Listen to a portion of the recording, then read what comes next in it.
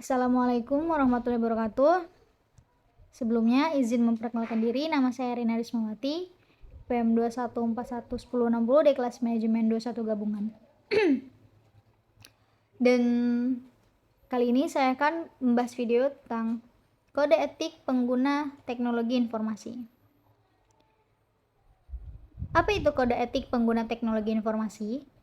Kode etik pengguna informasi teknologi adalah seperangkat norma, nilai, dan aturan tertulis yang secara tegas menyatakan apa yang benar dan baik, serta apa yang salah dan buruk dalam penggunaan teknologi informasi dan komunikasi.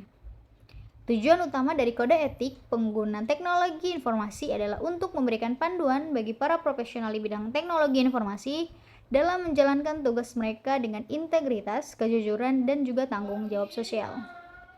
Lalu, siapa yang harus mematuhi kode etik ini? Ialah semua orang yang bekerja di bidang teknologi informasi, termasuk pengguna, pengelola, dan pembuat sistem informasi harus mematuhi kode etik ini. Lalu, mengapa kode etik ini penting? Kode etik ini penting karena dapat membantu memastikan bahwa teknologi informasi yang digunakan dengan cara yang etis dan bertanggung jawab.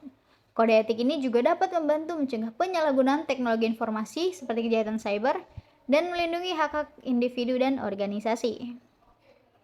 Lalu, yang selanjutnya adalah dampak resiko dan dampak negatif. Jika kode etik pengguna informasi teknologi ini diabaikan atau tidak diterapkan, terdapat beberapa resiko dan dampak negatif yang mungkin terjadi. Yang pertama adalah privasi data, di mana penggunaan teknologi dapat meningkatkan risiko privasi data.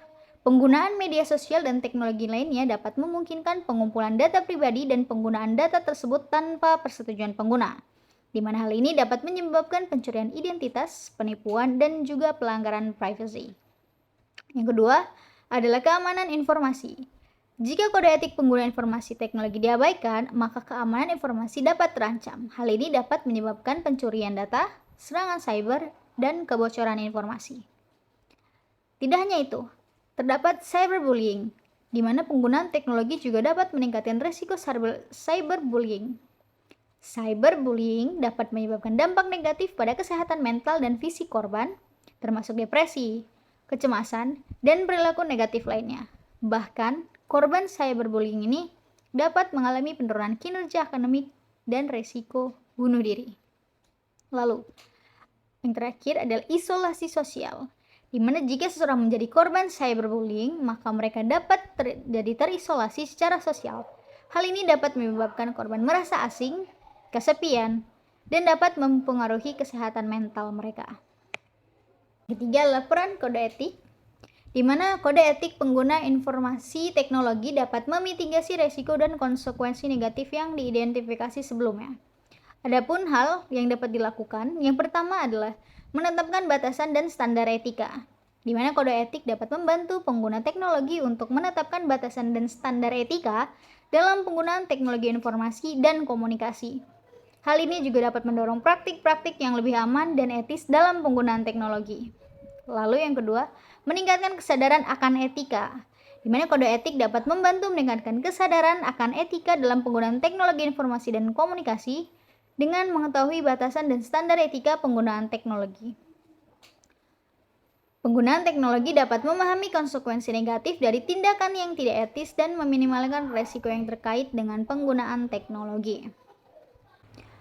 Adapun salah satu contoh konkret bagaimana kode etik dapat mendorong praktik-praktik yang lebih aman dan etis dalam penggunaan teknologi adalah kode etik dapat menetapkan batasan dan standar etika dalam penggunaan media sosial, seperti tidak menyebarkan informasi palsu atau merugikan orang lain. Hal ini dapat mendorong pengguna media sosial untuk memeriksa kebenaran informasi sebelum menyebarkannya dan meminimalkan risiko terkait dengan penyebaran informasi palsu atau merugikan orang lain. Yang keempat adalah contoh kasus. Contoh kasus di mana kode etik pengguna informasi teknologi telah berperan penting dalam menghindari konsekuensi negatif atau penyalahgunaan teknologi adalah sebagai berikut. Seorang programmer tidak boleh membuat atau mendistribusikan malware, di mana hal ini penting untuk mencegah penyebaran virus dan program jahat yang dapat merusak sistem dan mencuri data pribadi. Lalu, Manfaat kode etik.